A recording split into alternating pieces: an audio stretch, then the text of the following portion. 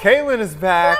Caitlin is back. She was gone on Friday, and before we kick things off and get into what is trending on a Monday, happy Monday, by the way, everybody, happy Monday. Yeah.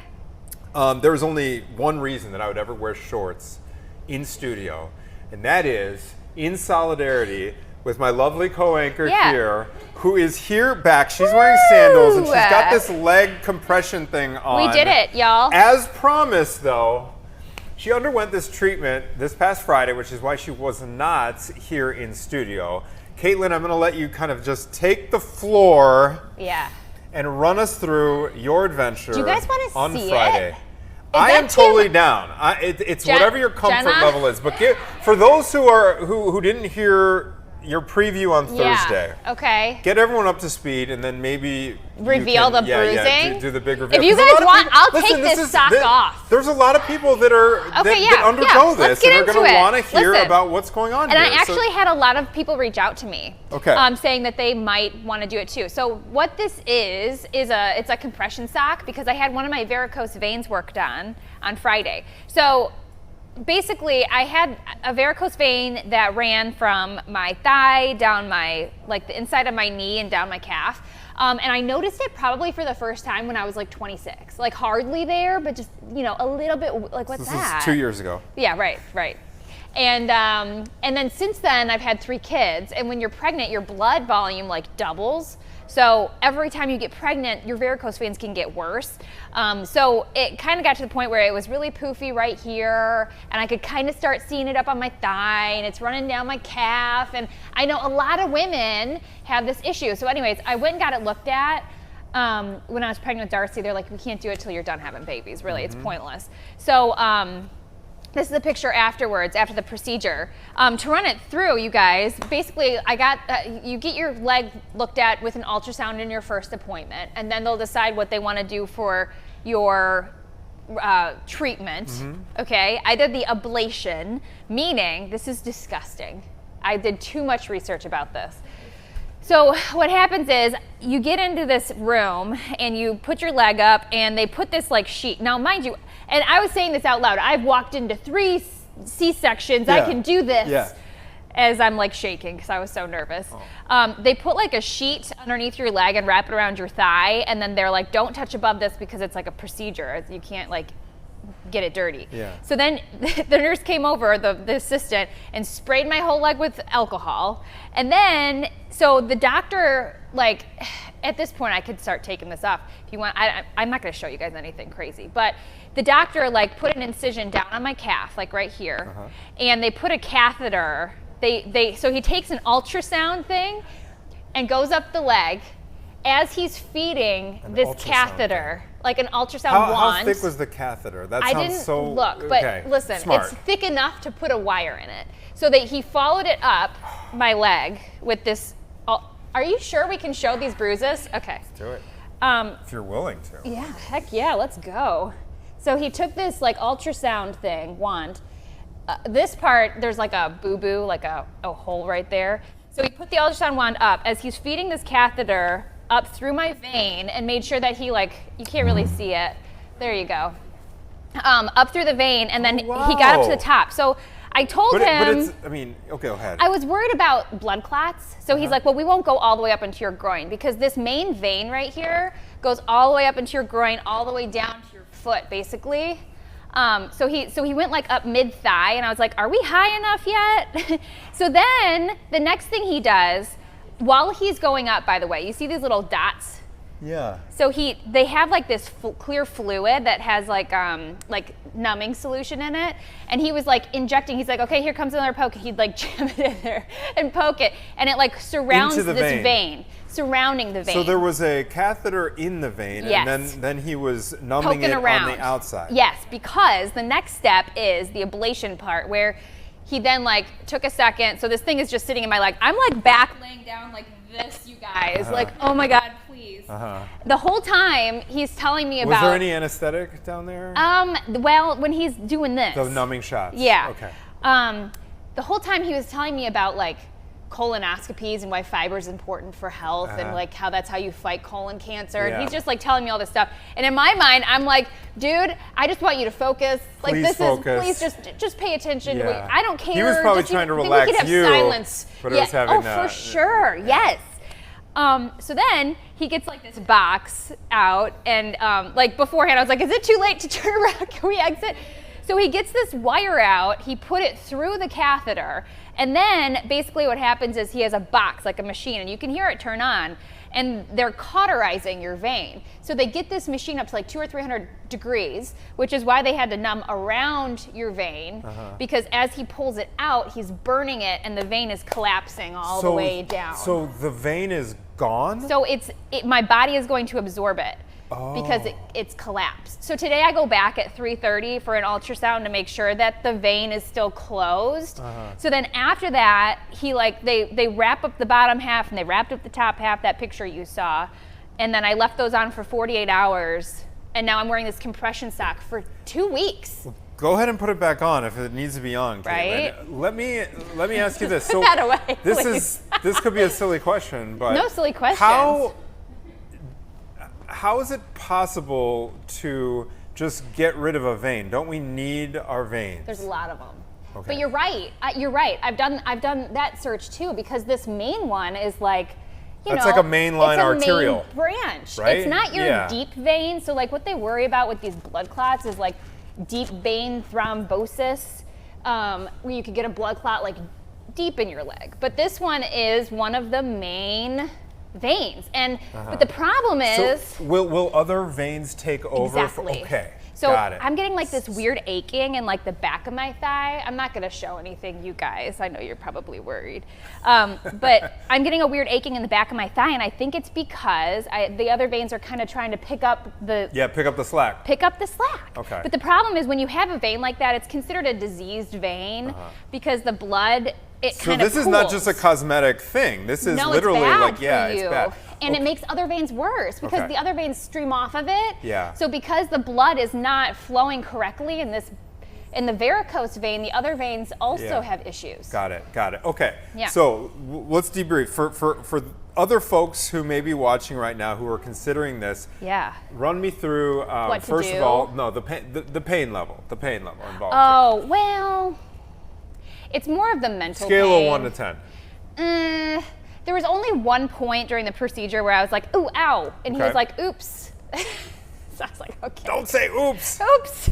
No, it's really not that bad. Honestly, I think like from the research I've done, you're actually not supposed to feel any pain at all during the thing. It's just the after part, you know. So it was more mental, stressful. Yeah, because you can get a than- blood clot from getting this procedure done. So now I'm all freaked out about it's blood not clots. Is that why you have the compression sock on? And then just take an aspirin, left and right. Is there anything that you, and I know you're still kind of fresh out of this thing, but is there anything that you wish you knew before? I love how you're interviewing me. This is so fun. We got to add value I to love the it, yes. Is there anything you wish you knew before going into it that you know now that you wish you would have known going into Friday's procedure? No. I think I knew too much. Yeah, you I maybe probably knew too so much. maybe in retrospect you would have done so much Don't look at the YouTube research. videos. I watched all the YouTube videos. I watched the training videos. I did all that deep dive. But there's different ways to get them done. Next Zoom canceled. We'll do what's trending. Yes. I will say. You don't always have to get the ablation, okay? I think there's other options. Our insurance wouldn't cover the one that did the glue, which sounds even worse. What does ablation mean? They burn it. Okay, it's so that's burning. the cauterization. And you could do it with like, I believe it was like a laser or radio frequency. Yeah. But they've got different options. And so one of them is a glue that they put through your vein and it literally glues it shut. I guess that's like the least invasive. And now when I go back too, because I still see like one poofy vein there, I guess they can do injections sometimes and that'll collapse the vein. They used to do vein stripping back in the day. They still do it sometimes, but I guess that's like the most invasive because you have to cut it to pull it out. You showed us the before, and to my untrained eye, it looked like you just had literally just like a little one. poofy there. Yeah, one. Yeah. I have seen just anecdotally folks with like a lot. It feels like they've got a bunch of varicose veins. Yeah. So would they have to do this procedure individually times. multiple times, or would they go in all at once, get them all taken care of? You probably have to go back multiple times, but from what I understand, you take care of the big boy vein, so the big one that's on the inside that they burned. And then after that, the subsequent veins, if they're not that big one, then perhaps they could do it with just the injection. So I might have to get a couple more collapse, but just in an injection instead of the ablation. Okay, so what is let's go for what is the near-term treatment for you in terms of your protocol? You got this thing on, you said 2 weeks. Near term, you got a follow-up appointment today, and then kind of more longer term for you. I think I have a couple more appointments this month, and I forgot that I didn't bring shoes. I should have brought appropriate Well, shoes. no, it's fine. This is Wearing why. some Okay, yeah. flip-flops, and my toenails are all messed up. And I wore this on air today too, because I was like, oh no, wait, I You forgot. have an excuse. Hey, you're here at work. Oh, I gotta bring tennis shoes tomorrow. Tomorrow I will be in appropriate tennis shoe wear. But Tennis shoe anyways, wear. yeah, no, I don't know. I've just gotta wear this thing for 2 weeks. I can't do any like bottom workouts, like legs workouts for a month. Okay. Which is wild. Okay. I can walk. I'm supposed to walk. Uh-huh. Jogging, they Keep said that it might blood be fine a little going. bit. Exactly. Just not too much. You don't want to. That's the Yeah. balance, right? Yeah. It's like they don't want you to sit too long. They don't want you to stand too long. They want you to elevate your leg. So Okay. I'm just. And in and out, how long was Did the it whole take? thing? Yeah. I don't know. I guess they say the procedure is usually like 30 minutes. I think that's probably right. Okay. I was you waiting were probably pretty stressed. before a little bit, but All right. Yeah. So the takeaway is don't YouTube too much Yeah. before you do this, and the pain level seems very it's manageable. fine. Yeah. So if you're, I know it's kind of spooky, and it's an issue that a lot of people face, Yeah. especially women. I guess women get it more often than men. But if you're thinking about doing the varicose thing, they have lots of different clinics around, I think. So I don't think you'll have a hard time finding one where you live. And everything that I've read online, and from what I understand, it's minimally invasive. Well, thank you very much for sharing your story. Yeah. I think that Thank that's you for wearing that's, shorts. That's I wore shorts out of solidarity for Yeah. Caitlin today. I'm sure a lot of so many people are considering this or curious about it. So Sure. I'm sure they took a lot Yeah. of value out of hearing that whole thing. I will say, when you said that your blood volume essentially doubles when you're pregnant, that cued. This would be a pretty traumatic memory for Maggie. Both of her pregnancies, because her blood volume went up so high, she got a recurring tumor right between her two front teeth. She was such a good sport about it. She named it Fran. Okay. That was the name of the tumor, and it was extreme. I mean, it was painful. It bled. Whoa. It was recurring. She had it removed multiple times, and to What? this day, yeah, it was, and it was so front and center that it affected her smile, and when you can't smile, that affects. There's a trickle down mental effect to that. Whoa. And so that was, pregnancy. We go through the ringer. You guys go through the ringer. Through the yes, ringer. you really do to bring these pop out babies. these lovely babies and bring this new life into the No. world. And but I will give you, as the husband, my husband, like I would have 16 kids maybe. But my husband was like, I would have more babies if we could skip the pregnancy and the delivery, because Yes. it's easy for you too. No, honestly, seeing your partner like that. we talked about 3. We have 2. We talked about 3, and kind of the tiebreaker was Maggie was like, I don't want Fran back. I do not want Fran back. Oh, she's beautiful with Fran too. Thank you. And I will say, it's not possible for us anymore. And when I made sure that it was impossible for us anymore, I made sure to not YouTube or Google too many things, because I didn't want to know. I did not do. I went in blind. We could do that. I'd be happy to. Yeah, Yes. I went to vasectomy vasectomies. clinics of Illinois, or we can talk about. But like, That was great. I did not Google a thing. I just said, what did I do? Hold your breath. Take a Xanax. I Maybe think I something told else. myself a story. He didn't talk about it. The doctor didn't talk about anything. Oh no. But I was same deal We as you, do, where but you're just kind of seriously, looking up. no, there's probably so many men out there that are thinking about getting a vasectomy. For and now sure, they it's want scary. to know your details about it. It's like that's a now I'm curious. sensitive area. Okay, Right. well, since you did this, maybe I'll. I'll wear one day we'll shorts do. on the One day day that we'll you do do a. the One day. vasectomy I don't know how you're gonna be in solidarity with me. No, you don't. You've Right. you've done your penance. All right, we've got some really cool guests coming up. This is amazing. As a musician, I'm so excited to talk to these folks. We're going Yeah. to talk to a couple of extremely talented songwriters who are giving us a rare look behind the curtain, because they are behind 2 or 3 of the songs on a new Netflix movie. And they've written for pop stars, global pop stars. BTS, Sabrina Carpenter, they've written songs for these amazing acts. So we're going to be speaking with Jenna Andrews and Stephen Kirk coming up right after this break. So stay with us.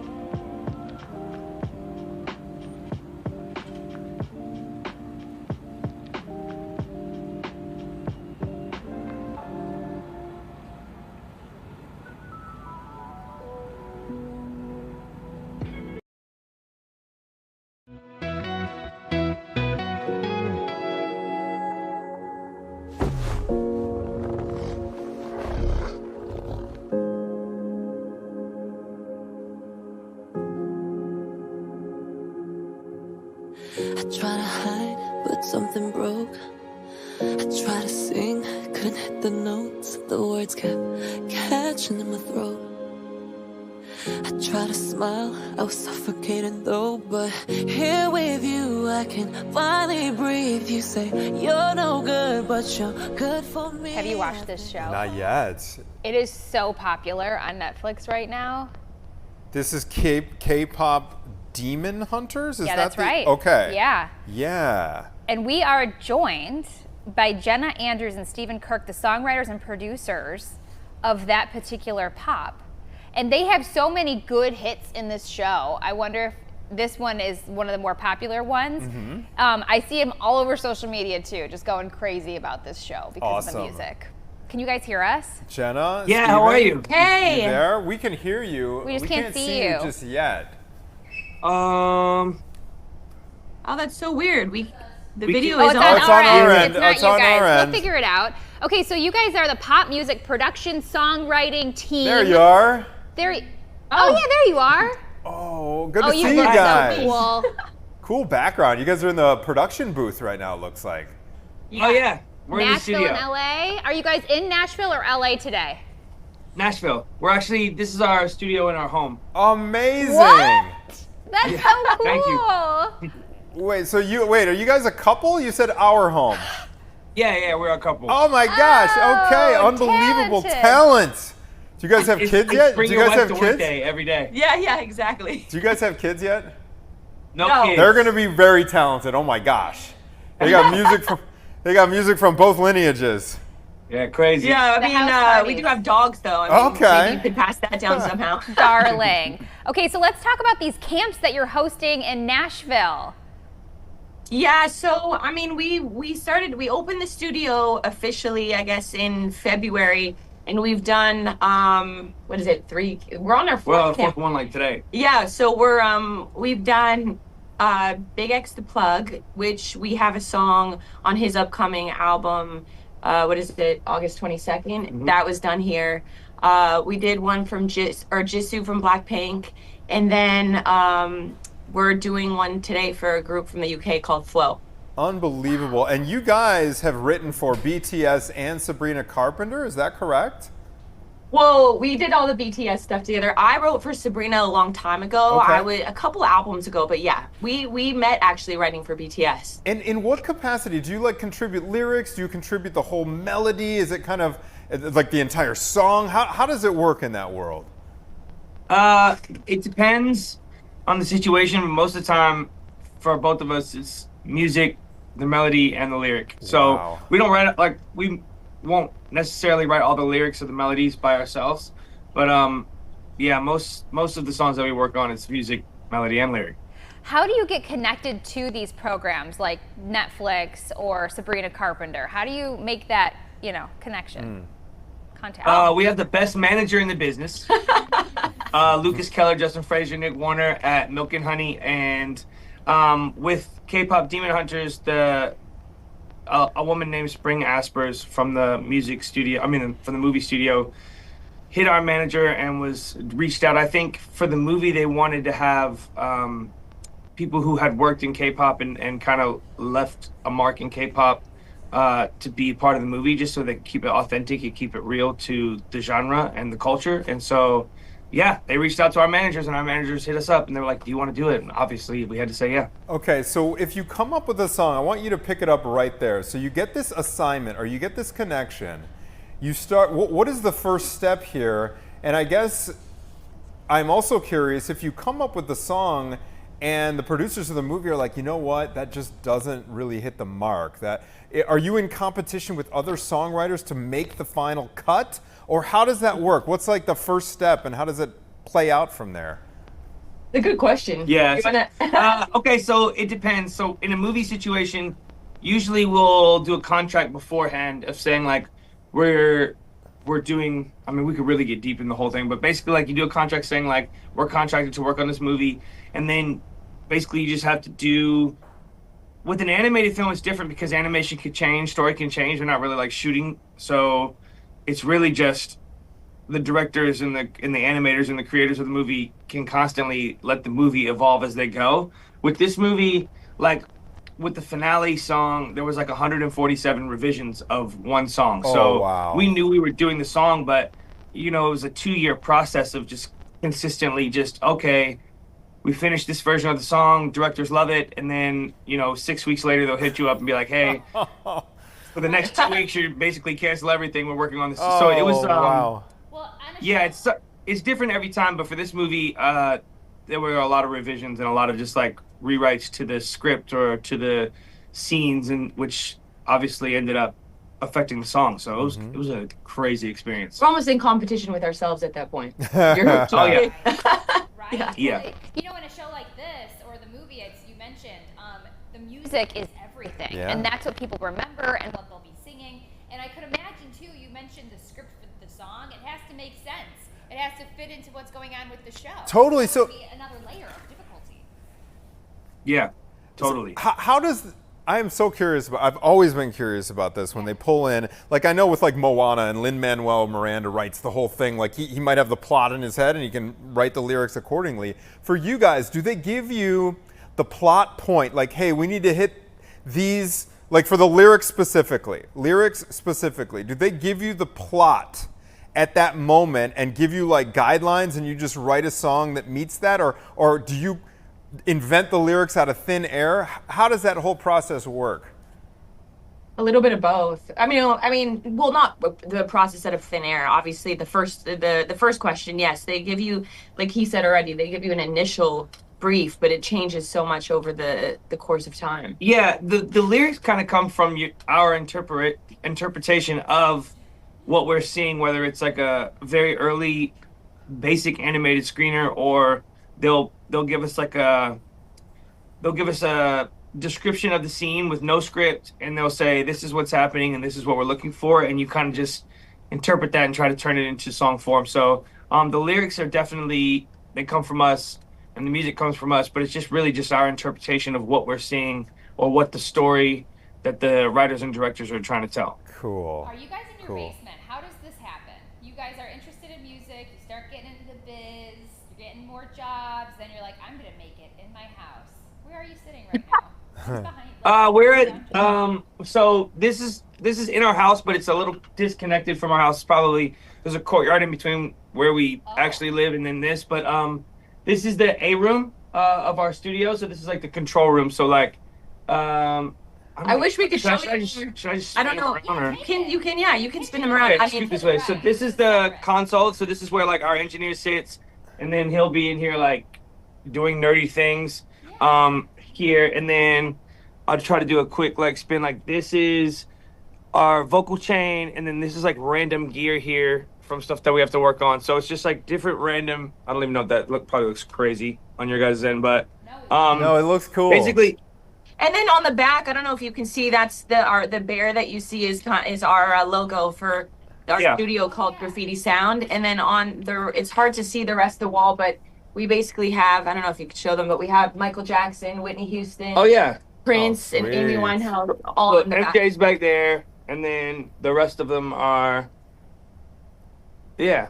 So it's like a mural. So what? Like you guys weren't always songwriter collaborators, right? This is a partner. I wish. Well, I wish, but no. It's a new. I mean, since 2021, we have been. Since 2021. So how does that work? You guys are a couple working with a spouse or working with a significant other. Yeah. What is that like? How do you guys navigate that territory? Well, I think.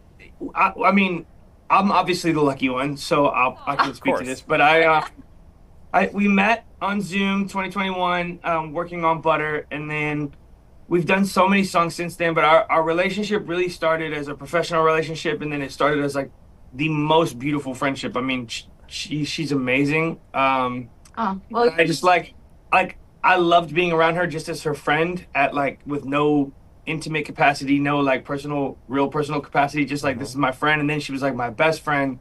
And then I mean, I was spending so many, because you'll be in the studio for 15 16 hours a day sometimes, so I'd spend so much time with her.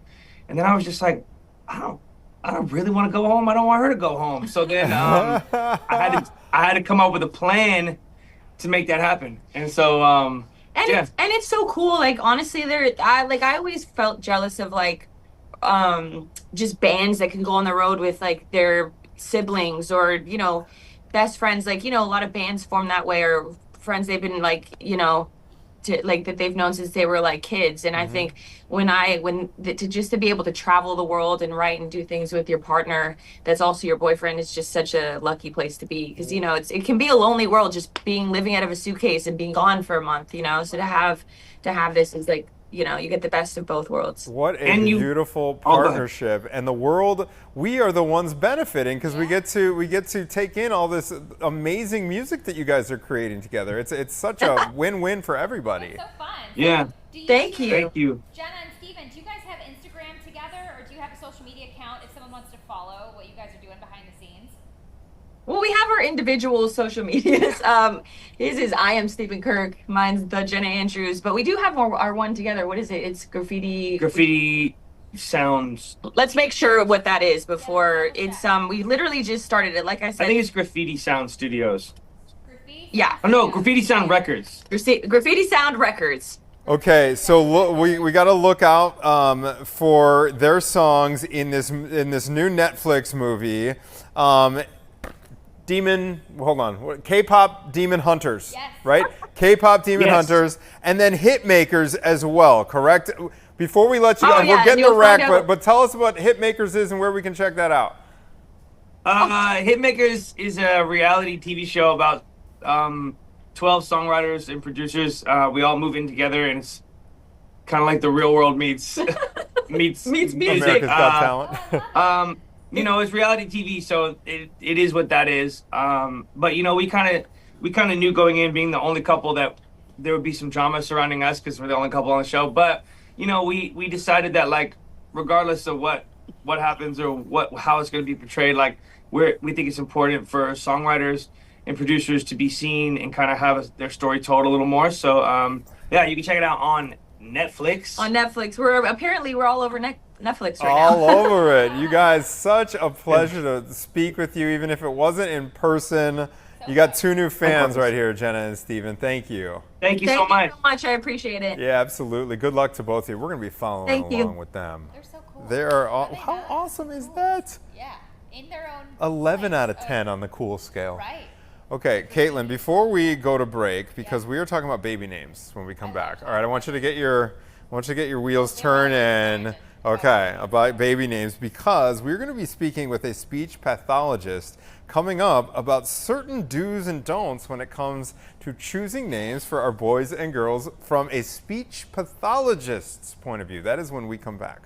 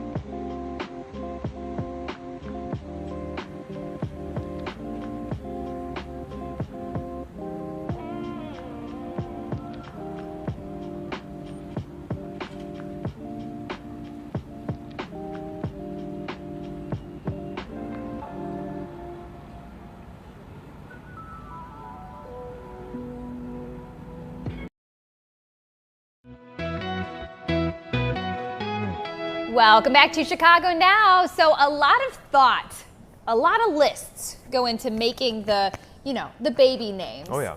Picking which one you want to do, and there's a lot of different things you might consider, maybe an ex or someone that you maybe have interacted with that you don't really like. An ex. And it just triggers thoughts and you're like, that's not going to work. Thinking about your family. Maybe you want a family name to move through to your kids. Mm-hmm. So we're going to add an additional layer of something to consider. And hopefully this is a filtering factor. Sure. You know what I mean? Because it's overwhelming. We got 5 between the two of us, right? And so we've done the scouring the lists and scrolling. So hopefully, YouTube videos, all you need ways to narrow down the selection. Yeah. And this is a very interesting angle here. So we're talking to Chloe Conrad of Spunky Speech Therapy to talk about the kids' perspective, right? What should we think about when it comes to naming our child for how maybe they are going to pronounce their own name? Good morning to you. Good morning. Thanks for having me. All right, so Chloe, before you get into that, I want to give folks one little tidbit here. You went viral recently for something you posted, correct? Yes. Okay. That took me 15 seconds. Take us through that. Take us through the whole thing. So I started my own practice in the spring, and I've been working on building some social media following. So that I can get more clients for apraxia of speech or articulation and phonology or feeding therapy. And as a result, I've been trying to post every day. And so this one happened to just be like a fleeting idea in my brain of, a 15 seconds, here are some baby names I'm never going to name my kid because they're so hard to say. And it just hit, and it's been going viral and just reached 1 million views on Instagram and is still growing on TikTok. So I'm just excited. It's good. Okay, so let's talk about these names that you talked about on your list. I see Rory, Rowan, and Aurora. Yes. Were these the main ones or were there more? And then can we get into why? Those are the main ones. That was part 1. I've made a part 2 since then, and people keep commenting those. But it's basically, we as speech therapists, when we get a child that comes in and they're working on R, we almost always look at what their name is and if that's going to be difficult for them to say as a result of their name. So R is one of the more difficult speech sounds to teach because it's in the back of the mouth and there's multiple ways to make it, and it requires like a certain level of tongue tension. Mm-hmm. And there are other sounds that will make R harder to produce. So R plus an O or a rounded vowel is going to be a lot more difficult for a child to say because that O is really similar to our positioning for wa as in W, which is the most common error. So wed for red, woolly for Rory. So it's really the R or L and an O that makes the name tricky for a child to say. I have a little anecdotal evidence here.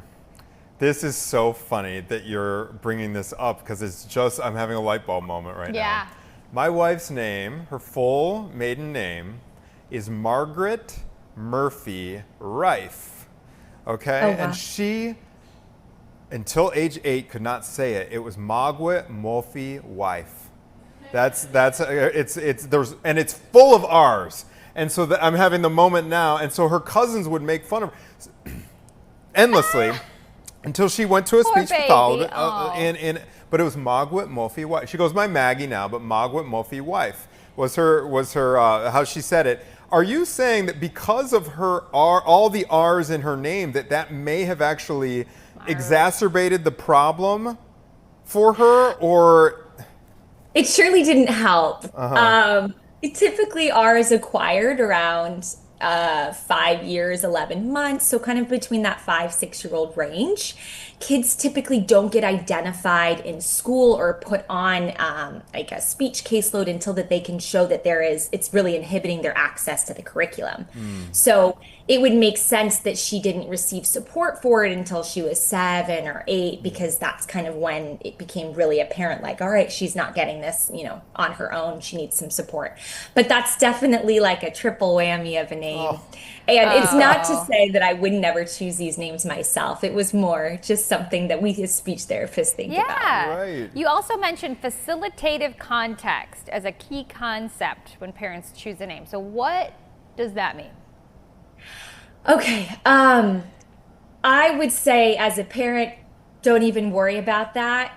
That's something that we kind of talk about more as therapists, but basically what that means is there are certain vowels that can either help or inhibit a child's ability to say a word or a sound. So a facilitative context, for example, is that like we're trying to match a vowel that gets our tongue in the right position to get our consonants in the right position. So what facilitative contexts tell us is that R to O isn't necessarily going to encourage a strong R production. It's going to actually make it a little bit more difficult. But, you know, if your child's name started with a K and you chose an A, like Ka, or Kai even, that's going to be a lot easier than, you know, Ki even, or Ku, or just different vowels just make it difficult for different consonants. Let me ask you this, Chloe. Were there, in this viral moment that you're having right now, have there been any patterns or trends that you've noticed in the responses to these particular names? Some people are really mad. They think that I'm against their beautiful baby's name. And a lot of people I'm noticing have named their daughter or child Aurora and then have them go by Rory for short. Oh, yeah. So that's been really ironic. But most people, it's all been good fun. And a lot of speech therapists have actually commented to say, oh my gosh, I wanted to name my child blank Lorelei, but I chose not to because I know. So those are kind of the trends that I've noticed. Makes How sense. cute. Yeah, but now that I'm saying Rowan, if you can't say the R, it'd be Wowen. Wowen. Wowen. But it's kind of cute, actually. I almost say They're it all before I beautiful do it. names. Rory, Because Rowan, it and might be Aurora are all beautiful Super names. fun to remember them talking like that. So on the list of names, these were ones that you maybe wouldn't pick. Do you have a couple that are your favorites that are really easy for kiddos to say? Yes. I mean, at the end of the day, I think whatever name is important to you and your partner and your family is the name that you should go with. Some really easy names would be Anna, Mateo, Juan, Emma, Noah.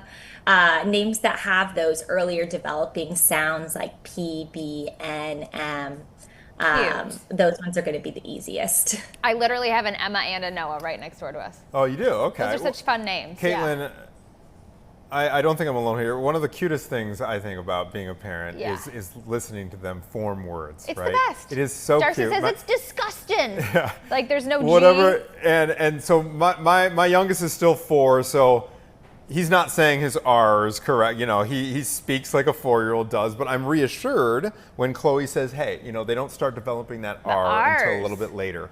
On that note, what are some rules of thumb for parents to know and keep in mind? Like that info, that little tidbit there, that kind of, you know, reassures me. Like he's not saying these, whoa, we will. He'll grow out of it. He'll grow out of it. And you'll be sad. What do you want parents to know about speech development and when it's maybe starting time to consider a speech pathologist, or to maybe just have your radar up? Like, hey, is my child developing on a normal trajectory here? What do you want them to know? I think that most kids by the age of 3, you can understand most of what they say. So extended family members, friends should be able to understand most of what your child says. A few residual errors, like your R, for example, aren't a major concern, but until they get to a certain age. But if you do have concerns, talk to your pediatrician. If your pediatrician maybe isn't in a position to give you a referral, then call a local speech clinic and you can talk to them on the phone about your concerns, and they can let you know if they think moving forward with an evaluation would be helpful, or if what you're describing really sounds pretty typical, then they can kind of shift you in the here's when we're going to check back in. Because I think wait and see can have value, but a lot of times it turns into just wait and maybe forget about. Yeah. So I think having a time of if we're going to wait and see, like say your 2-year-old's not talking yet, I wouldn't wait and see for that. I would definitely move forward with getting a referral for speech. Because the longer you wait, the harder it is to course correct. If it's articulation, yeah, they get what we call negative practice, where they're practicing it inaccurately for a longer period of time. But you really just want to get tabs on someone who specializes in that to be able to say, okay, hey, here's what I'm seeing, here's what's not at all concerning, that's fine, and here's where we could provide that support. We totally But parents have a gut, you know. Yes, Yeah. we got to wrap, but I just have to quick answer. Are boys, they're a little bit slower than girls when it comes to speech development?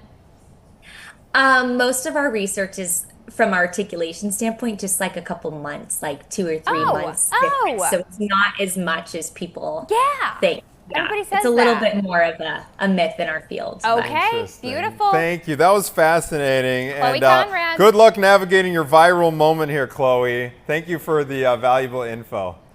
Thank you. I appreciate the time. All right. Take care. Have a Spunky good Speech week. Therapy, you guys. Follow her. Oh, Spunky Speech Therapy? That's her? right. Okay, Spunky Yeah. Speech Therapy. Oh, yeah. Yeah. All one word at Spunky Speech Therapy. Go follow Chloe. All right, this was an event here in Chicago that was supposed to happen last year. It didn't happen, but it's on for this year, we are told. The inaugural Chicago River Swim for the first time in 98 years. It has been given the green light, and we're going to be speaking with the organizers coming up right after this.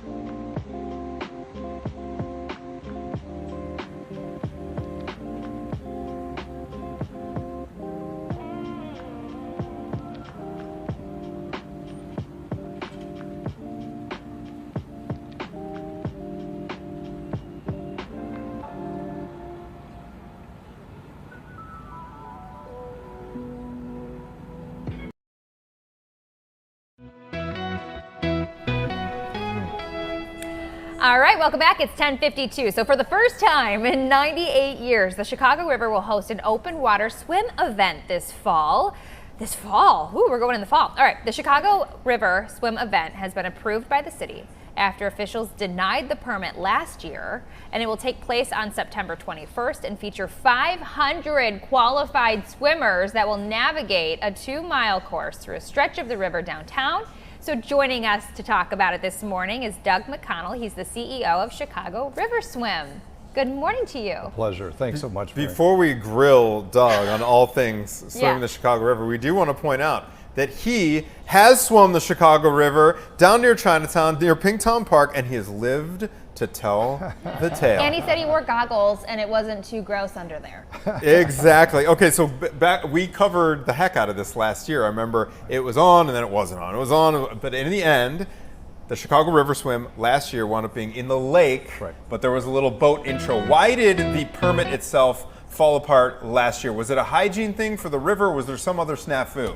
It really is an issue and a process that we've gone through, Anthony, of changing perceptions. As somebody pointed out, there's not anybody alive in Chicago today who can remember when it wasn't toxic. In the last really 50 years, there's been this dramatic turnaround led by the city, the mayor, the folks, of course, at MWRD, and all of the technology that they've added to the process and so forth. I mean, we are all the beneficiaries of that. Why are you passionate about a swim in the Chicago River? I run an organization called A Long Swim, really built around using marathon and long distance swimming for raising money for ALS research over at Northwestern's med school. Okay. Yeah. So it's a passion project for you, not just because of the swimming, it's for what it benefits. Exactly. All right, so let's talk about, do you feel like with this inaugural, first time in '98, 500 people actually swimming that main stretch? We just saw the map of where it's happening right under the main part, right? All those famous bridges. What will that do to the perception, do you think? People's perception of the cleanliness of the river itself? Well, I think it's going to be a real eye-opener, and to imagine that not only is it clean enough to swim, but having high-profile swimmers, Olympians, people like that in the event, I think is going to be a real game changer. Yeah. And I'm sorry to interrupt. No, but you're not. I think just this is an opportunity for Chicago to take a victory lap. Yeah. There have been so many people, so many organizations that have really contributed to this turnaround. It's really time to celebrate. Leading up to this event, will there be testing done on the water if someone's concerned about the safety of maybe getting it in their mouth? Oh, for sure. Yeah. We really are using 3 layers of testing. Okay. Layer number 1, again, MWRD, Metropolitan Water Reclamation District, that has been active in monitoring and the Chicago River since they reversed the flow of it 125 years ago. The layer number 2 is an organization here in Chicago called Current. Their technology, H2Now Chicago, the h2nowchicago.org, I think, is their website, where there is a real-time monitoring of the bacteria levels and so on. Wow. The last is the University of Illinois at Chicago that does the real-time water testing. They do the beach water testing for the Park District and so forth, to be able to give a green light on any given day for Chicago beaches. And we see that all the time where, hey, it's a hazard day, stay out, and they raise the flags and everything like that. Can you give us an assessment for how the quality on average, how the quality and cleanliness of the Chicago River water compares to that of Lake Michigan on the other side of the locks? Yeah, it's the same water. So it's essentially going to be the same, Anthony, and yet, having said that, what we want to do is 3 weeks prior to the event, I think there are 9 or 10 days that we will be testing the water along the swim course that we're designating, and from 8 different locations along that span, and we're going to have that tested on those days prior to the event. Down at that level of the water level, I'm sure there are so many fun things to see. I mentioned the goggle thing, but is there anything that pops out in your mind that if someone is going to participate in this event, they should look out for along the river while they're swimming through?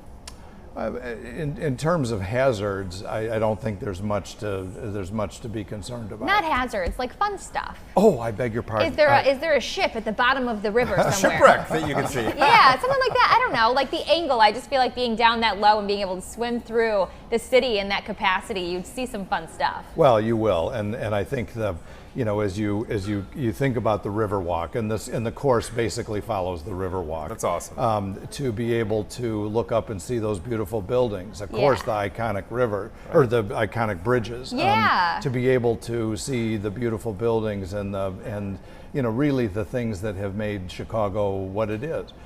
You know, and we forget that the Chicago River is really the reason that Chicago is here in the first place. Right. And Fort Dearborn. Exactly. And to be able to swim by the location of Fort Dearborn, I mean, what a magical event. How cool. And you know what, with the Riverwalk there, right along the course, you're going to get a lot of spectators cheering folks on, right? Yeah. 500 swimmers.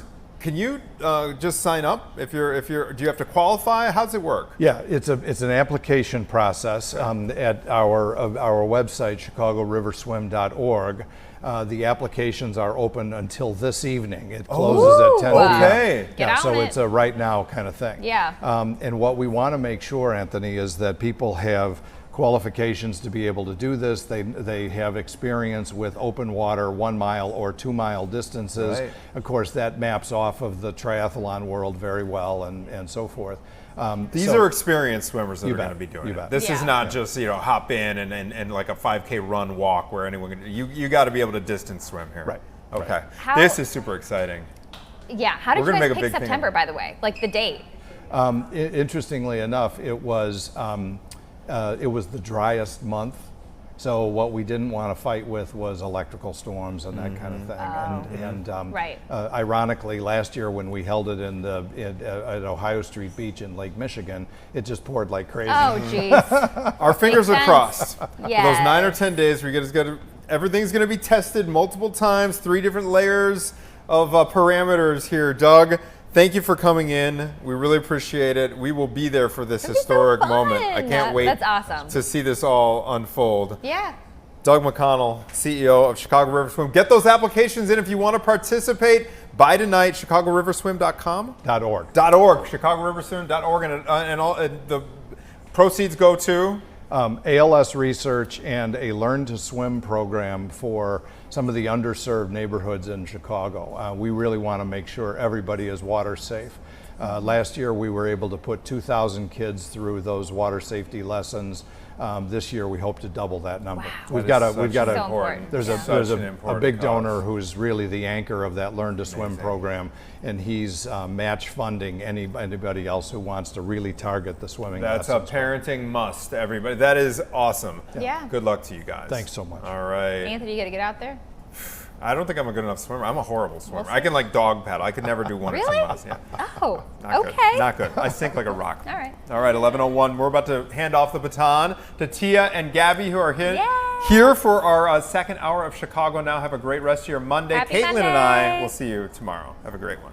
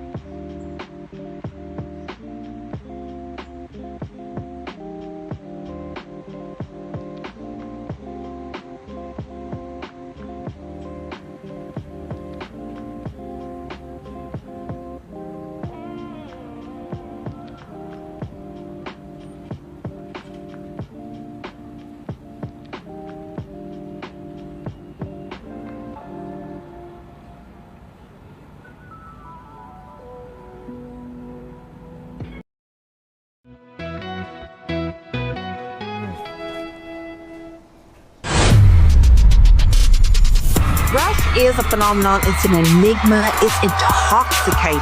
You're a social media sensation. Videos on social media got millions of views last year. They're even more popular this year. Some people are calling it the NFL draft for women. I was born to be Greek.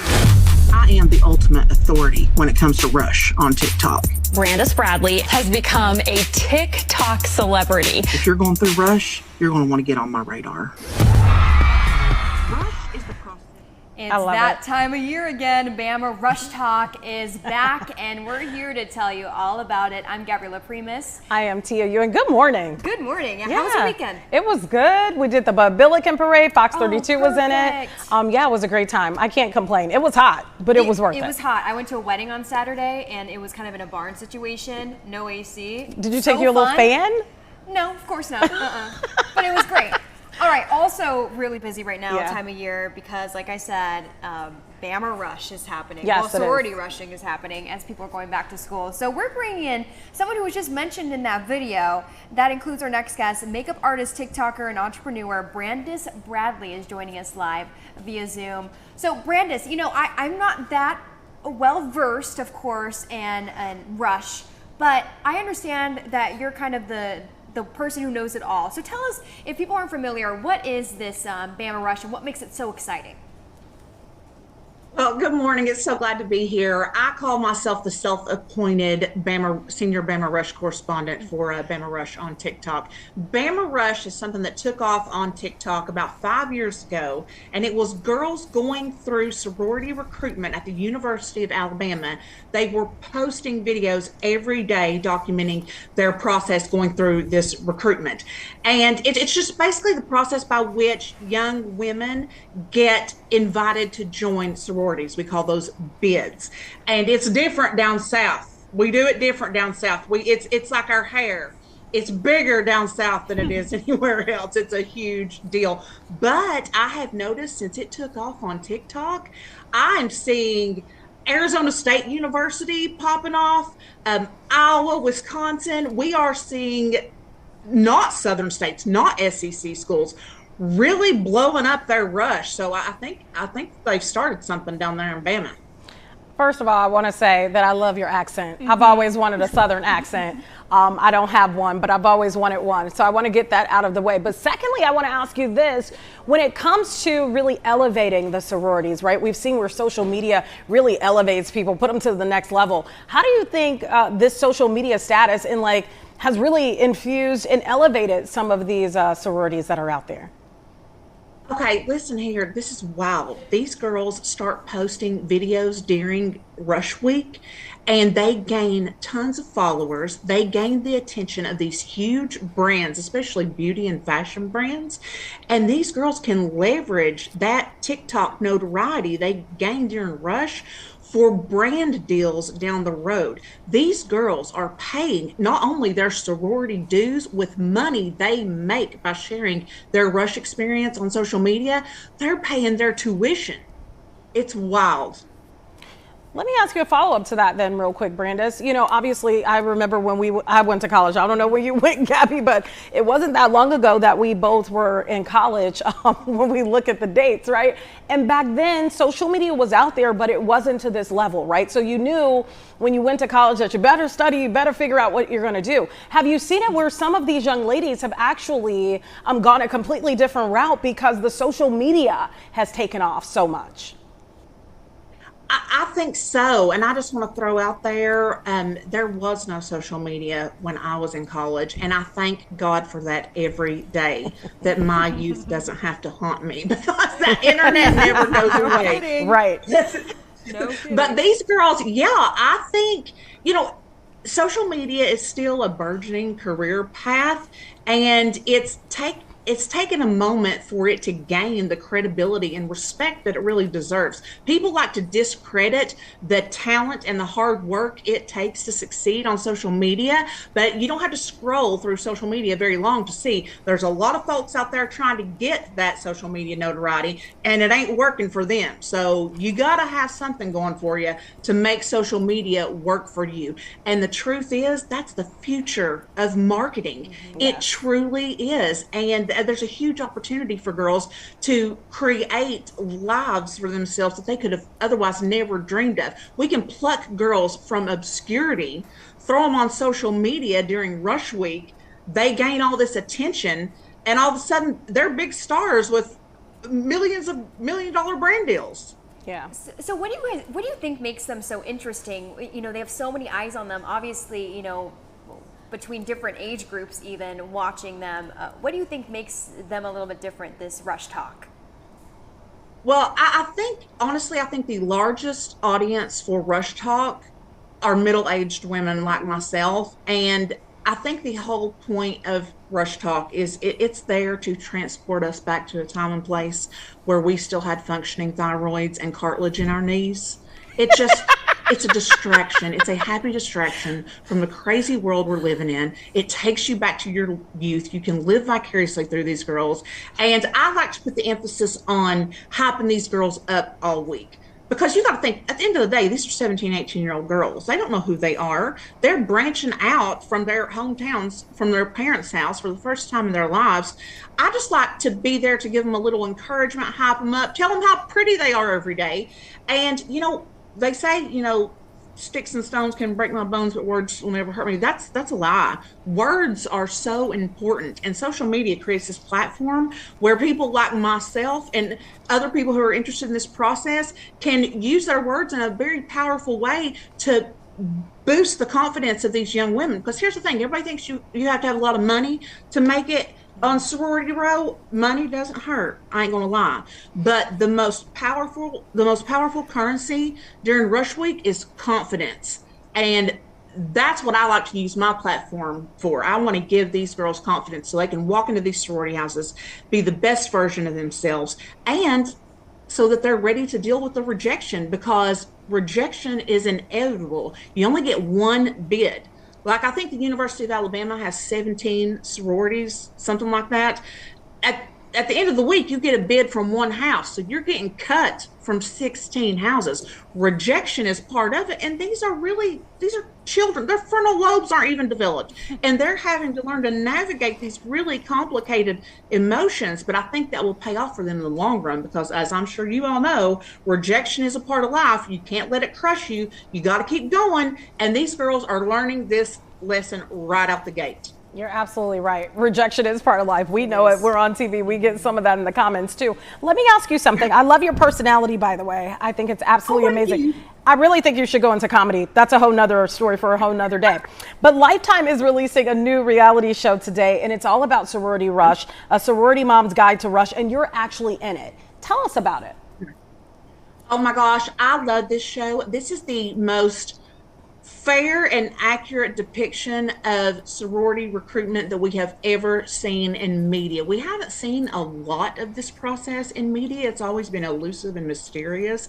And I feel like we're pulling the lid off here and giving everybody a behind the scenes take, because there's a lot of people who go through Greek life, but there's a whole lot more who have no idea what Greek life is or how it works. This is a crash course in sorority life and sorority recruitment. That in and of itself is going to be interesting for people who are not familiar with Greek life. However, at its core, this is a show about mothers and daughters. I like to say, if you are a mom or you have a mom, you will feel seen in this show, regardless of any affiliation you may have with Greek life. This is a show about the dynamic relationship between mothers and daughters. And I like to look at it as, I was a mommy's girl. I lost my mommy in 2022, and I'm watching our episodes and I'm like, this is going to be such a gift for these girls and for these mothers.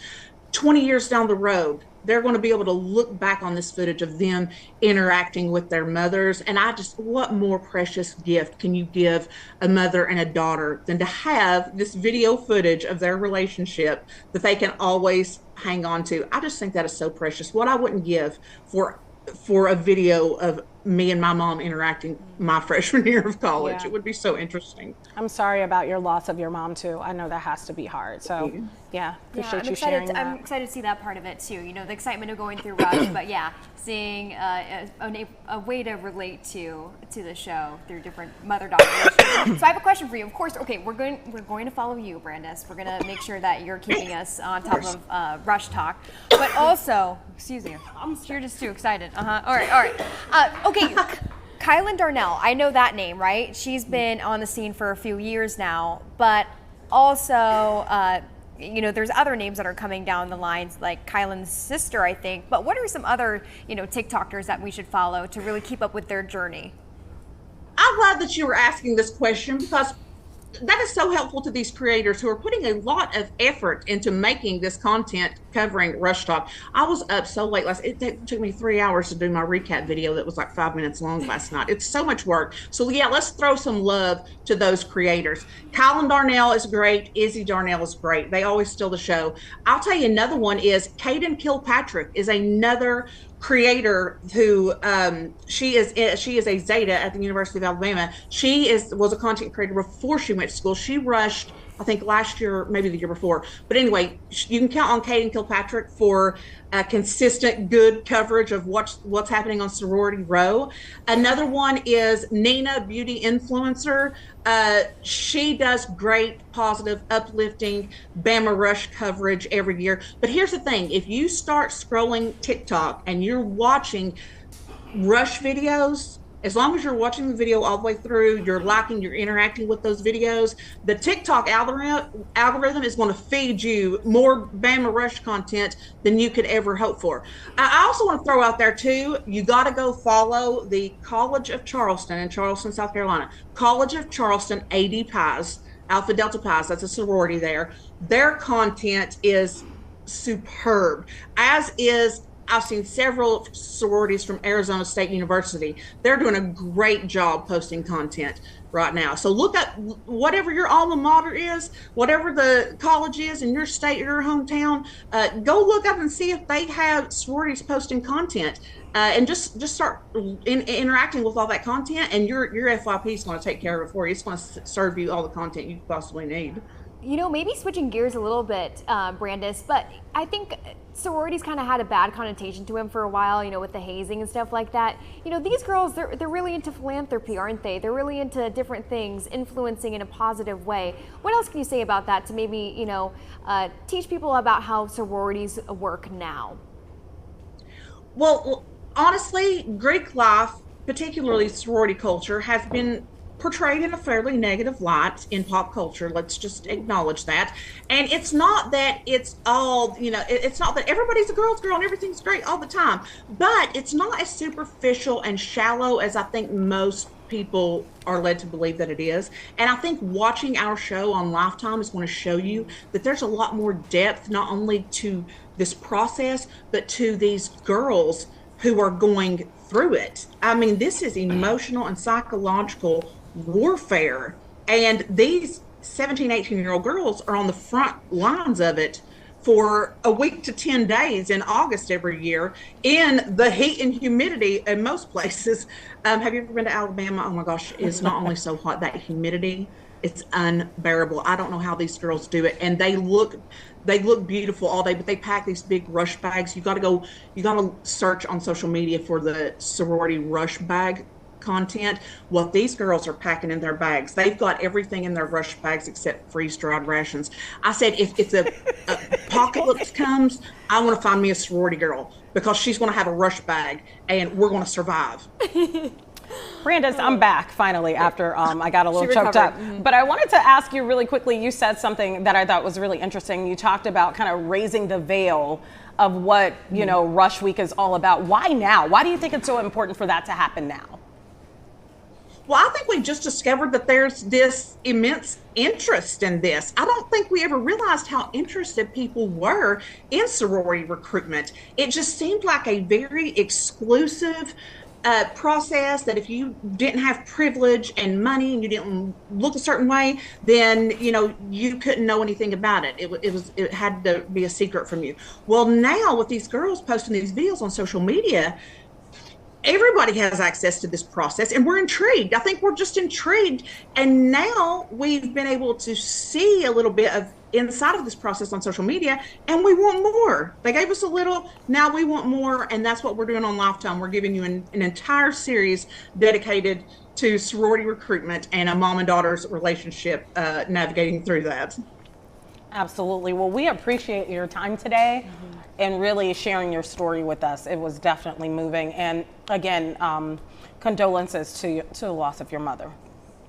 Thank you so much. This was so much fun. It was fun. We got to have you back. In person, Brandis. I know. I want to come to the studio. I want to come to Chicago. I've never Please been do. to Chicago. Oh, we'll have a seat ready for you. Before we let you go, where can people find you on social media? I am Brandis Bradley. You can probably look for my name and find it. But I also, my handle is Makeup Artist at Law. I'm a lawyer too. Ain't that funny? And I was a makeup artist in my former life, and then I became a lawyer, so I'm a Makeup Artist at Law. And then I'm on QVC as well. I have a clothing line, Brandis Dressed Out Loud on QVC. So we got to get some stuff. Okay, so we can make a whole show with you, pretty much. Do your different like personalities in each segment. Yes. Brandis, let me ask you this before we let you go. Do you make sweet tea? You just seem like you would make a mean sweet tea. I'm almost embarrassed to admit this. Okay, listen, I live in Nashville, but I'm from Kentucky. I don't like bourbon. Oh, and you ain't gonna believe this. And I'll have to move. I'll have to come up north and live in Chicago with you all when I say this. I like unsweet tea. Really? What? Is that awful? We're not How could this be? We're not going to mention it out of the studio. Okay? Yeah, we're not going to tell anybody that. Is this local? Is it only Chicago people? Yeah, you're watching safe. this? You're safe. Well, other people can say it. I mean, I don't know. Some other people might say it. She's going to work on it, yeah. I have learned myself here today. I have admitted that I like my tea unsweet. But I am the exception, not the rule down here. A lawyer, a makeup artist, and an actress, a comedian. You're everything. This is the pep talk I needed today. Thank you all so much. I'm so glad I stopped by to get hyped up. This is what I've been trying to do for each other everywhere. Yeah, this is what it's all about. Women appreciating each other, hyping each other up. You all just got my day off to the right start. Thank you so much. You're so welcome. It was a pleasure meeting you, and we'll have you back on later. All right, thanks. Y'all have a good day. See you later. Rush Talk. Going strong. I can't believe she doesn't make sweet tea. I love her. What the heck? I love her. You know what? Sweet tea or not, I like Brandis. Yeah, she's coming she was back fun. for sure. All right, we have another topic to talk about. Yes, we're talking love and marriage. You get married, you maybe change your name, you go on the honeymoon, but there's one kind of awkward conversation you may want to have. Yeah, Talk the prenup. about a prenup. So we're talking to a family law attorney about it coming up. So stay with us. We'll be right back.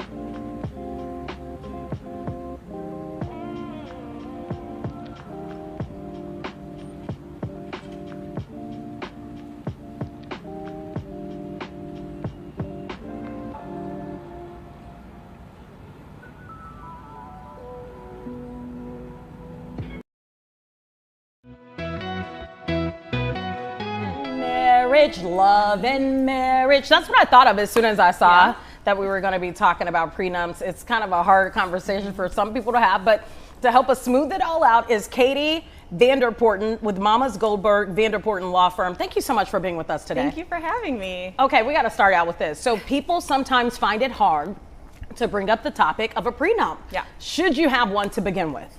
So I think that the trend now is yes. And I'll say this, when I was getting married 10 years ago, almost nobody had prenuptial agreements, which is a contract between two people who are about to get married, sort of sets forth who's going to get what in case of divorce, which can be an awkward topic, obviously.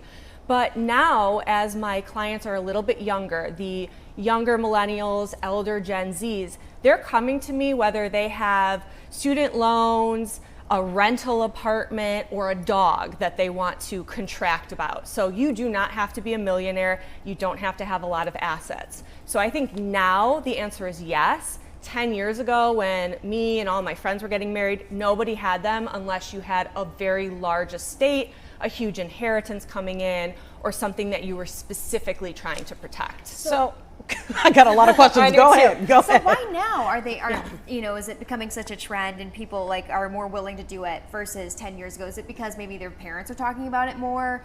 They're hearing more about it on social media or on, whatever the media they're using, TV?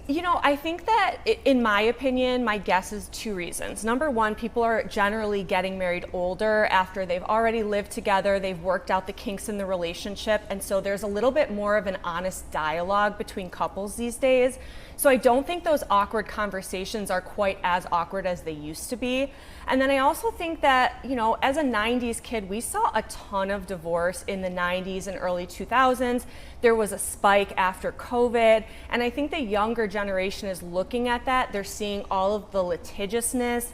The divorce rates were high, a lot of bad blood, and they want to avoid that completely, which is what a prenup is really intended to do. So let me ask you this. You get married, you're both broke. Okay. And maybe you have this prenup and, you didn't have the house, you didn't have the assets. What do you do under that circumstance? Is there anything that you can do to kind of edit, essentially, the prenup? So you can always alter your prenuptial agreement post-marriage. It's called a postnuptial agreement. Absolutely, if you acquire assets. But what I tell people mostly is you don't need to go back and get a lawyer after you've already done the initial prenup. All you need to do is sit down with your spouse and say, okay, we didn't have real estate at the time of the prenup. Now we're buying a house together. How are we going to figure that out if we get a divorce? Did you pay more of the down payment and you're going to get that total amount back? Are you contributing more to the mortgage every month?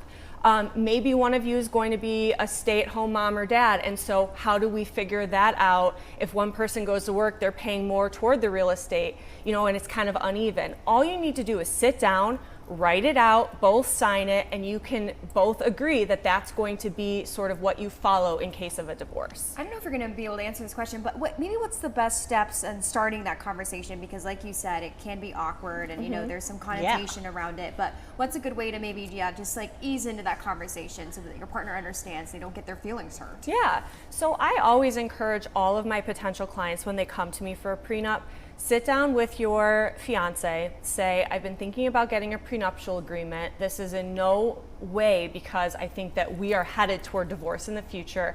I just want to make sure that we are always amicable no matter what. We want to stay friends, especially after we have children maybe one day, after we, put our bank accounts together one day, and start that initial conversation.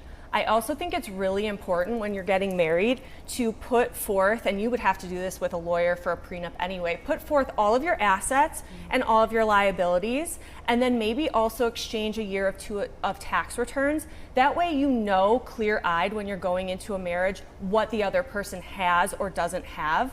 Because I've handled so many divorces where one of the spouses says to me, Katie, I didn't know that my husband had $100,000 in credit card debt, or that he had this massive inheritance that he was keeping completely separate and secret. So you want to at least go into it with your eyes wide open. You mentioned, I got to go back to the dog because you mentioned it. So in a prenup, if you do go into the relationship, maybe you don't have kids, but you do have a dog. What do you write in there to say, I want the dog? Yeah. So under Illinois law, dog or cat equals property, whereas a child is not property, obviously, and we cannot deal with children, custody, child support, visitation, any of that stuff in a prenup. So with a dog or a cat or any real, property interest, you can deal with that in your prenup by saying, in case of divorce, I'm going to take the dog, or you're going to pay for the vet bill, or we're going to have a joint custody or visitation type schedule, which I know sounds kind of crazy, but people do it. And in case of divorce, I've seen lawyers get appointed to represent the interests of that dog or cat. So if you don't want to run up those litigation costs by having to pay a third lawyer to help with the dog or cat, that's what you do. You add it in the prenup. How about a bird, hamster, or goldfish? You name it. Well, why not? Well, I mean, I get it because animals are like your family members. Right. But once I divorce you, I don't want to see you for, coming to see Fido. You're not going to see Fido again. Maybe on social media. Say goodbye to Fido. Yeah, that's it. I mean, we're not splitting Fido. Okay, so here's what I will say. Yes. I always consider these cases like a big puzzle, and there's lots of pieces to that puzzle. So maybe you really want Fido, but there's something that your ex really wants or your intended really wants. You just say, okay, I'm going to dangle this carrot. We work the puzzle piece out, and you get what you want without having to, constantly see each other. I love that you went on with my Fido narrative. That was fun. Okay, so what, point blank, you think people should have a prenup? I think that is the current trend. I think it helps for transparency with couples, and it also just stops this litigation process from ever happening. There will always be the cases where people try and challenge the prenup later, but I think 9 times out of 10, it's always a great idea. Interesting. What's the craziest thing, without getting into any of your clients' business, we don't want them calling us, what's the craziest thing you've seen in a prenup or something that you felt like they should have put in a prenup? Recently, a lot of student loans are getting kind of thrown in there because people don't want to pay the other person's student loan.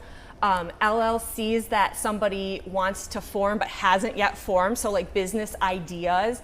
I think it's a little interesting to be kind of forward thinking on a business that you haven't even opened, but hey, if that's something that you truly believe needs to be protected, then who am I to say no? Because it is a property interest that you can contract for. So I've seen lots of things. I don't know if anybody is really crazy because when you go to see a lawyer, you're talking about entering into a contract, and I think everybody comes, with good intentions. So would you say that you're not seeing any like breakups, divorces because they're coming to you?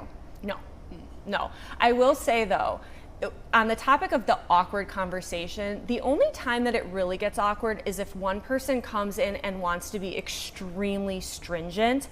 Like, I want to keep every little thing to myself. Nothing is going to be marital. Everything is going to be on my side of the ledger and your side of the ledger, to the point where I've had to have some tricky conversations with people like, if you want this to be valid and enforceable one day in court, it cannot be so one-sided that a judge finds the term is unconscionable. So we have to be fair when we do the negotiations, and sometimes that can be a little bit of a shock to people. Yeah, I would think that in some cases, once you sit down to do the prenup, you may realize you really don't want to marry this person. I mean, no, seriously, really. Because if I go to sit down and do a prenup and I find out you have all this money left behind by Grandpa Joe and you never told me, it's crazy. That is crazy. Right. Well, I've had people come to me for a prenup and exchange the tax returns, and they see like negative numbers on the taxable income, and they're like, wait a second, so that flight to Paris, that was on a credit card, and that engagement ring, that was really on a loan. So that's why I'm saying you go into a marriage with, completely clear eyes and knowing what you're getting. Yeah, I think it's a way to find out, like, in case you have any questions, you may find out the truth by going to do the It's not romantic, but, a marriage is not just a romantic relationship. It's actual partnership in all the ways. In some ways, business. Totally, absolutely. Well, and speaking of business, I may or may not know someone who might be in a similar situation. I know, congratulations. Thank you. But I really love my fiance's business partner and his girlfriend.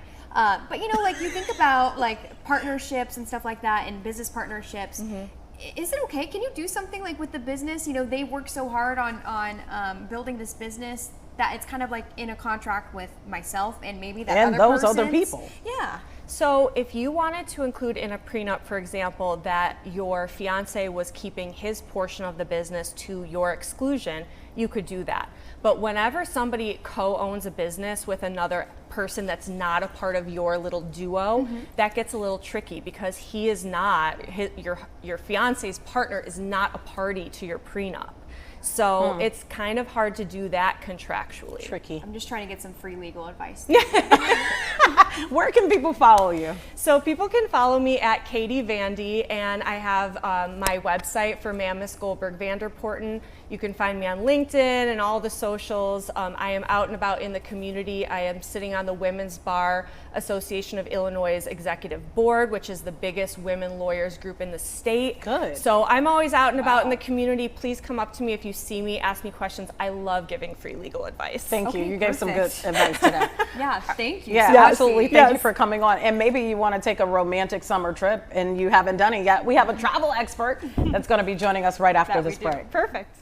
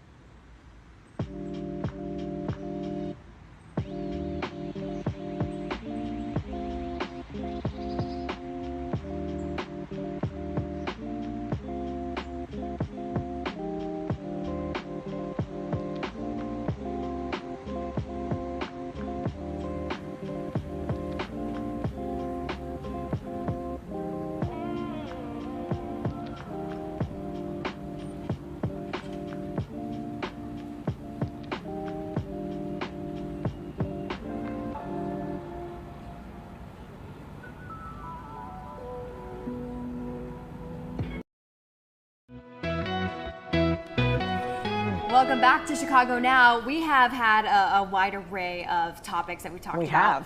Rush Talk, of course, that's going on with sororities. Also, prenups. We just got done talking about some free legal advice for you. But now we have some free travel advice for you, too. We have warmer days are still here, and you can still avoid maybe those big crowds and really expensive trips. So we have travel expert Janine Tanator that joins us with some insider advice. So, Janine, I know that you have some recommendations for people, but it is still a good time to get out, even though school might be starting soon.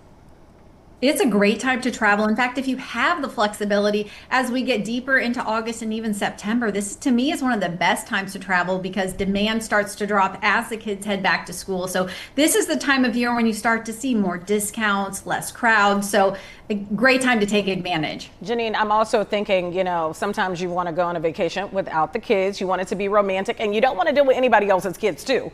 Where are some places that people can go right now? Yeah, well, first, a lot of people are still looking for that great beach escape. And, this is, again, the time when we're starting to see finally a little less crowds at some of these great beach destinations. And I always like to take people to places that are a little more unexpected. So today I'm taking you to coastal Mississippi. This is such a beautiful stretch of 62 miles of white sand beaches here. And it may surprise you just how much there is to do in this area of the country. There's so many great outdoor activities, from kayaking, deep sea fishing, golf. There's an array of water sports. If you do want to take the family, it's also a great place for families. There's the Lynn Meadows Discovery Center, the Mississippi Aquarium, the Infinity Science Center. They have minor league baseball games here on a really great classic boardwalk with all of the fun rides. And I love it heading into the fall season, because if you want to go for a weekend, there's a ton of events here. There's the Mississippi Songwriters Festival coming up, Cruise in the Coast, which is a huge classic car event, great arts festivals here. And the culinary scene also is booming. If you love seafood, this is a really great place to go be a foodie for a weekend.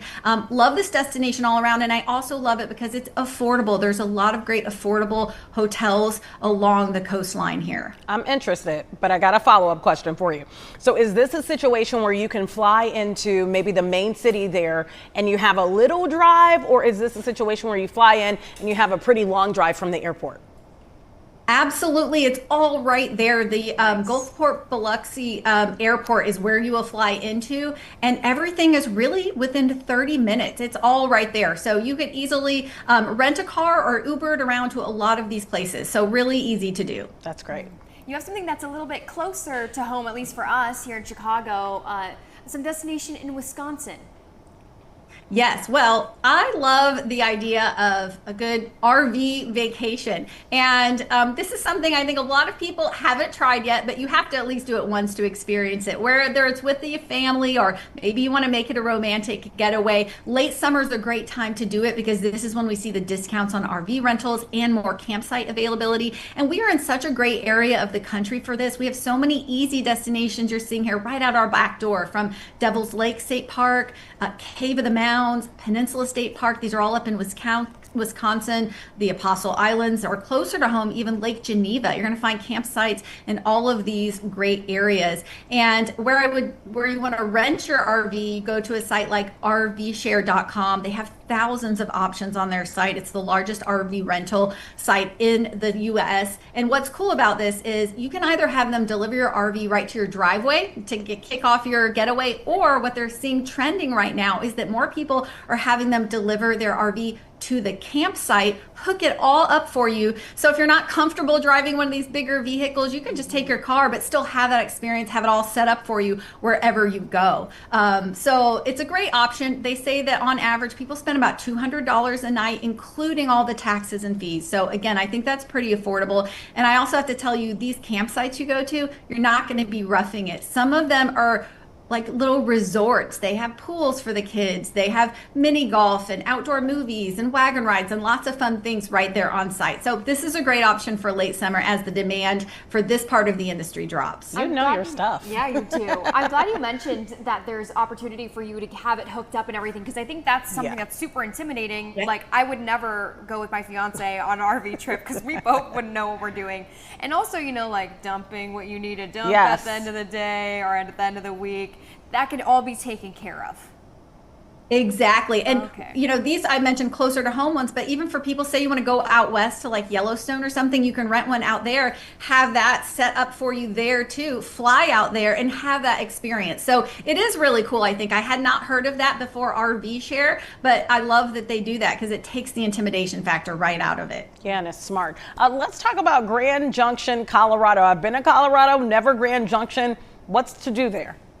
See, this is why it's on my list. It is a bit of a hidden gem, and it's one of those places where the summer days extend into October. This city is a few hours west of Denver. It's got farm fresh cuisine, craft breweries. They have a great arts and music scene, but where they're really known for are their outdoor adventures, of course. And they're home to what they call nature's trifecta. It's this combination of these 3 unique landscapes that you don't find anywhere else in the world, and they're really great dupes for the more busy national parks out west. So Colorado Monument you just saw, it's called the Mini Grand Canyon. It's also Colorado's unofficial national park. You're seeing here Rattlesnake Canyon, which boasts 35 natural arches, the second largest concentration in the world.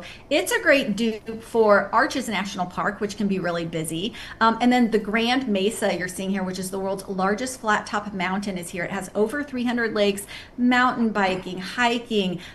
There's so many great things to do here. There's also great water sports because you have the confluence of the Gunnison and Colorado rivers. So rafting, stand-up paddleboarding, kayaking. You can do it all here, and you can do it well into September and early October, which is why I love it. It's like wildflower season, great temperatures, and you get all these wonderful activities. The thing that I love most about everything you've said, everything sounds pretty affordable too, which we know a lot of families are strapped for cash right now. So we appreciate you giving us some affordable options. Where can people follow you real quickly? Yeah, follow me on Instagram. I'm at The Outside Insider. All right, Janine Tornatore, it has absolutely been a pleasure speaking with you. Anytime we can talk travel, I think most people get excited. I think so too. Yes. All right, thank you so much. We'll see you next time.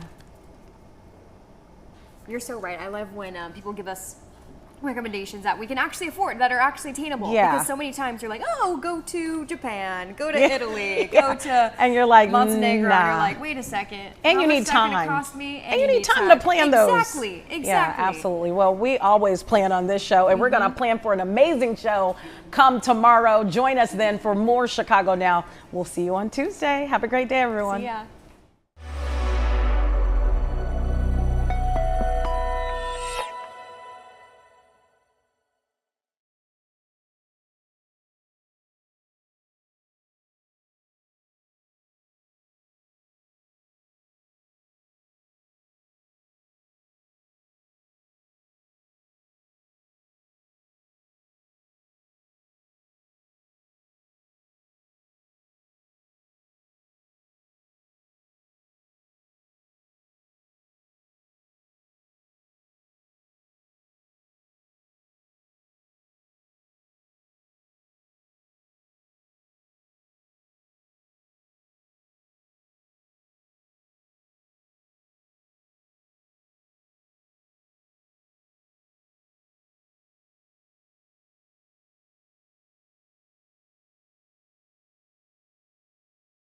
A lot. We do. We do. We hear a lot of noises. We hear a lot of, like minor explosions, things like that. And I actually live a few minutes away, too. It did shake my house. My daughter's home. And that's what she called me. She told me that it shook the house. So. Was she scared? She was a little bit scared. It has happened before. So she wasn't, it's not like she didn't know what was going on. But it's still scary, not know, overall, You live in this community, you work in this community. I mean, this is a community business. I mean, Yeah. this basically keeps the town, Yes. helps keep the town afloat. Yes. Right? So this is like family, Mhm. You may not know the people that work there, but I'm sure you feel... I see them. Yeah, I see them a lot. So it's scary. I do think about a lot of the people that I see that come in from the mill. It kind of makes you wonder, am I going to see them again? So when you said it blew your door open, not like blew it off the hinges, but It just popped it open. Yeah. Yeah. That had to be frightening. It was. I know they're tearing a building down, and we actually at first thought it was that. What my driver said, I think that's just from that building, and I looked up, I was like, nope, there's black smoke. It's not from that building. How much smoke did you see? Like, describe it. What did it look like? It was like I was still inside, so from my door, that's all I could see out the window was black smoke. So it was very dark. Yeah. Okay. Brad, do you have any questions? No, I mean, you were in the restaurant? I was. Making flipping burgers? What were you doing? I was actually sitting at my register. We were just getting ready we were just opening, I should say. So we weren't busy yet. So you're still open now, though? We are. Did you get in there? I thought this... I'm hoping. Yeah. My driver did take a delivery and came back down. And I'm telling customers you may have to park like at Speedway and walk over. I'm not really sure. So Your heart goes out to everyone. it does. It's scary. It's terrifying. And the best I can say is my prayers are with all of, the family, the people that are impacted by it. Any damage to the building? Not that we know of. Mm-mm.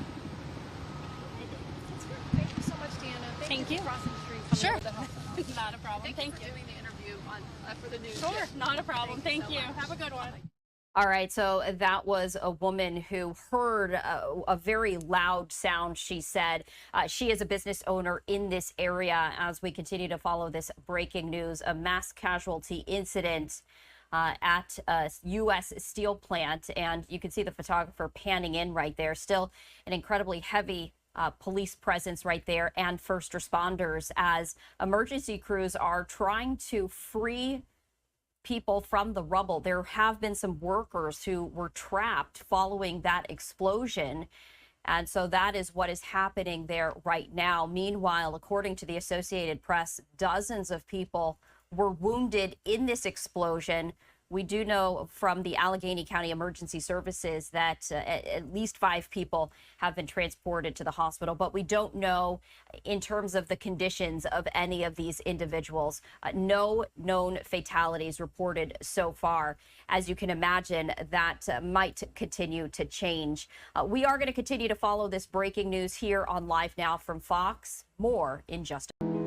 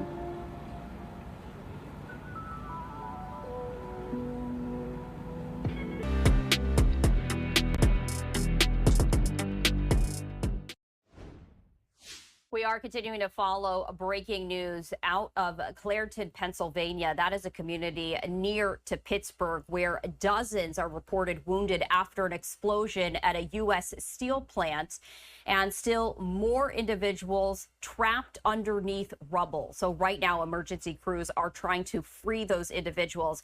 Our live look from the scene has now ended, but we're going to continue to monitor this.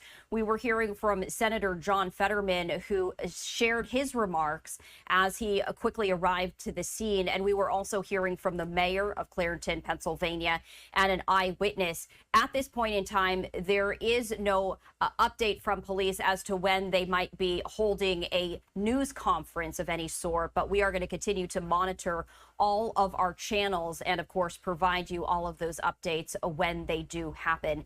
In the meantime, we have a number of other live events that we want to dip into as we continue to monitor this breaking news.